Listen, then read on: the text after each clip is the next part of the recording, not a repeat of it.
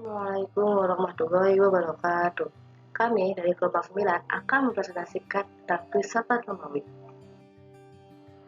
Nama saya Rafa Herawati dengan NIM 0603521084. Saya Sofiana Mafiro dengan NIM 0603521081. Assalamualaikum warahmatullahi wabarakatuh. Nama saya Rian Adam Kamilaude dengan NIM 0603521091. Assalamualaikum warahmatullahi wabarakatuh. Nama saya Rizky Hidayat dengan NIM 0603521086. Assalamualaikum warahmatullahi wabarakatuh. Saya Maulida Fauzia dengan NIM 0603521077. Akan menjelaskan tentang filsafat Romawi menurut Neoplatonisme. Pengertian filsafat Romawi.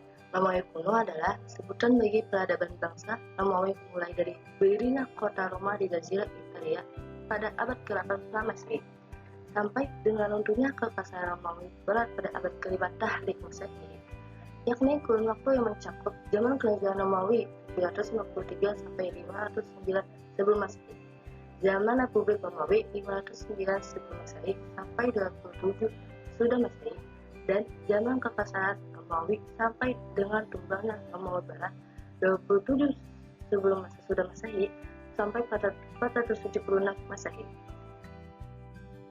Neoplatonisme. Plotinus adalah filsuf besar terlahir dari kaum pemuja berhala. Ia lahir pada tahun 204 Masehi di Mesir, di daerah Nikopolis, dan wafat pada tahun 270 Masehi. Ia membangun sebuah sistem yang disebut Neoplatonisme.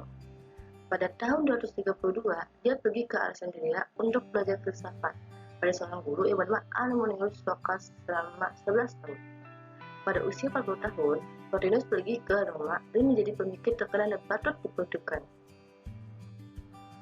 Pemikiran Plotinus. Plotinus percaya terhadap 3 hal, yaitu yang esa, intelektual, dan jiwa. Menurut Plotinus, semua wujud di alam semesta ini adalah Tuhan yang esa, kebaikan mutlak, berbagai pikiran, hakikat segala sesuatu, dan segala-galanya. Dalam pemikirannya, ia mengomunikasikan cara praktis dan ajaran mistis yang berpengaruh pada teologi Kristen. Hubungan Plotinus dengan psikologi. Plotinus mengajarkan tubuh adalah penjara bagi jiwa. Jiwa mampu melakukan bentuk aktivitas tertinggi. Nalar bergantung pada informasi sensorik, mentransendasikan level sensorik melalui penggunaan ide-ide secara kreatif. Tuhan adalah keutuhan, nalar dan jiwa universal. Jiwa manusia berhasrat mencari Tuhan. Ketertarikan adalah satu-satunya kepastian kita miliki tentang Tuhan. Hidup adalah proses jiwa mendefinisikan raga dengan menolak dunia material dan menemukan kebenaran universal pada alam dan Tuhan. Cicero atau dengan nama lengkap Marcus Tullius Cicero merupakan anak seorang tuan tanah dan pejabat Romawi yang lahir pada 3 Januari 106 sebelum Masehi di Arpino, Italia. Dan pada 7 Desember 43 sebelum Masehi ia meninggal karena terbunuh. Cicero merupakan tokoh besar mazhab filsafat Stoa yang populer pada abad 4 sebelum Masehi sampai abad 2 Masehi, dan ia merupakan salah satu tokoh pada periode akhir yang lebih terkenal dengan sebutan Stoa Romawi. Ia adalah seorang yang sangat cerdas dalam hal logika dan dikenal sebagai ahli pembuat puisi bahasa Latin pada zamannya. Dalam kesedihannya pada masa itu setelah kehilangan saudarinya, ia mensibukkan diri dengan berkarya dan menghasilkan beberapa judul dalam tulisannya.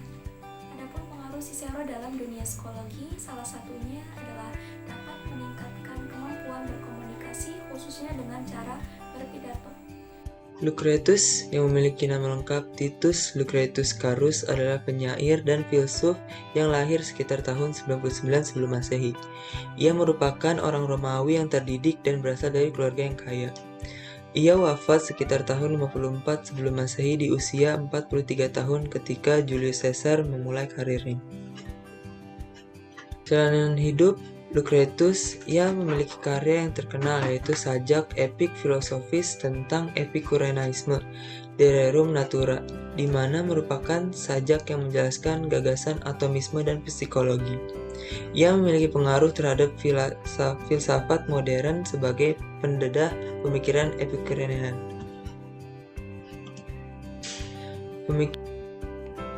Pemikiran Lucretius.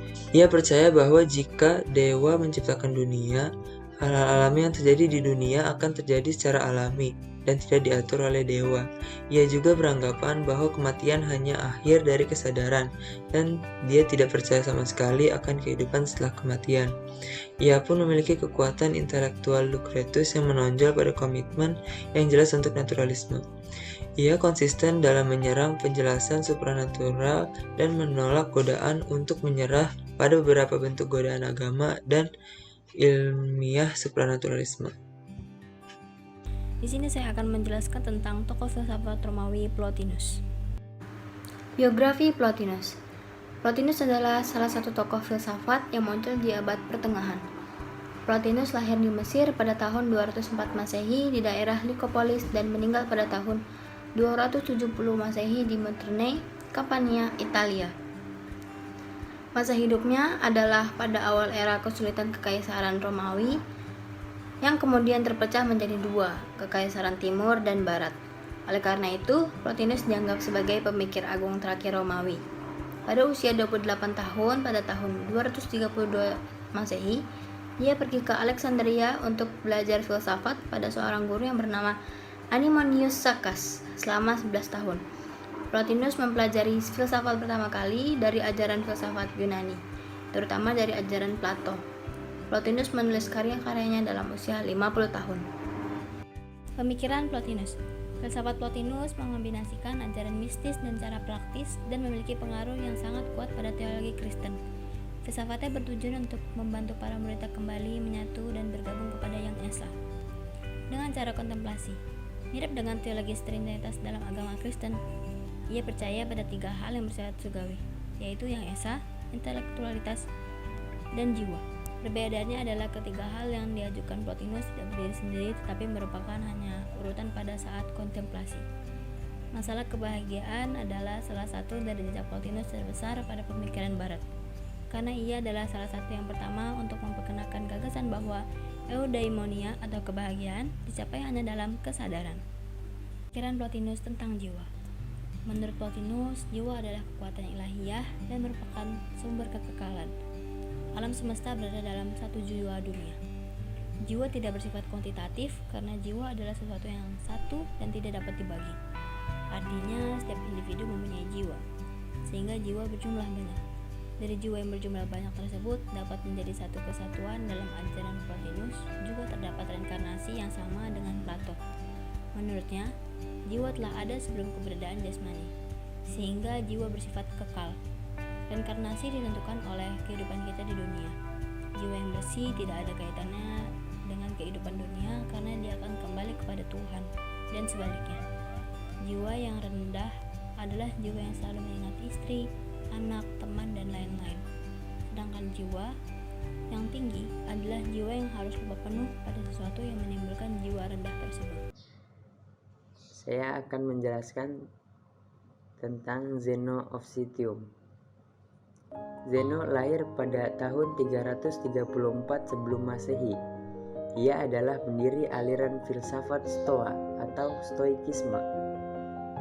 Zeno pergi dari Citium ke Athena pada tahun 312 atau 311 sebelum Masehi untuk mempelajari filsafat di bawah Xenocrates, para keponakannya Plato.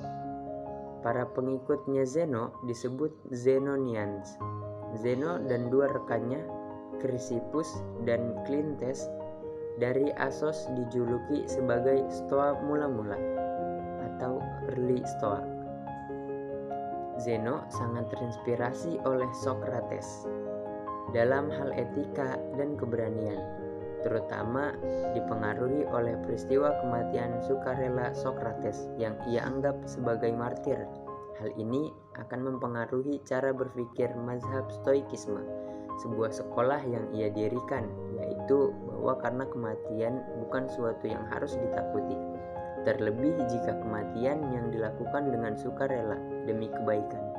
Selain itu, Zeno sangat dipengaruhi oleh filsafat sinisisme atau sinis yang dikembangkan oleh Krates dalam hal kemerdekaan manusia memilih cara hidup. bukan patuh pada aturan hukum, melainkan taat pada peraturan alam. Sebab hukum yang tertinggi adalah hukum alam yang diatur oleh Sang Ilahi. Dalam pengaruh Krates, Zeno menuliskan alasan bagaimana hidup dalam dunia politik saat itu. Bukunya berjudul Republik. Ciri dari ajaran sinisisme itu adalah anti kemapanan, yaitu jalan hidup yang menyatu dengan alam. Warisan mazhab sinisisme dalam diri Zeno tampak dalam beberapa proposal. Misalnya memperbolehkan inses. Manusia tidak perlu senjata dalam hidup bernegara dan beberapa gagasan lainnya. Ia membuktikan tidak bergunanya pendidikan umum. Ia menyatakan semua yang bukan orang baik adalah musuh-musuh pribadi dan publik. Budak, orang-orang yang memisahkan satu sama lain, orang tua dari anaknya, saudara dari saudaranya, sanak saudara dari sanak saudaranya. Dalam Republik, ia hanya memuji warga negara, sahabat, keluarga, dan kebebasan. Hasilnya adalah berdasarkan premis Stoa. Orang tua dan anak adalah saling memusuhi karena mereka tidak bijak.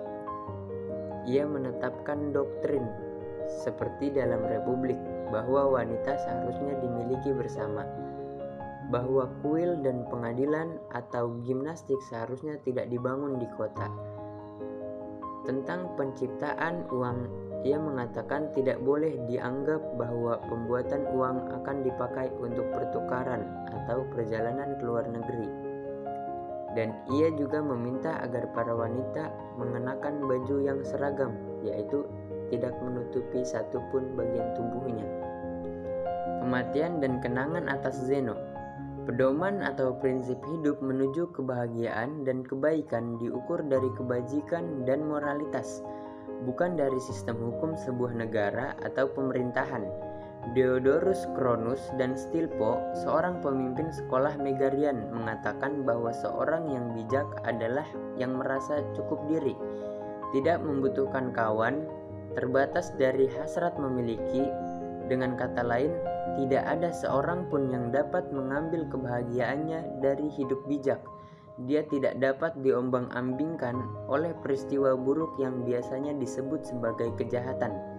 Plato dan Aristoteles yang memuja dunia ide, sebab bagi Zeno ukuran pertama adalah alam, materi yang diatur oleh Sang Ilahi.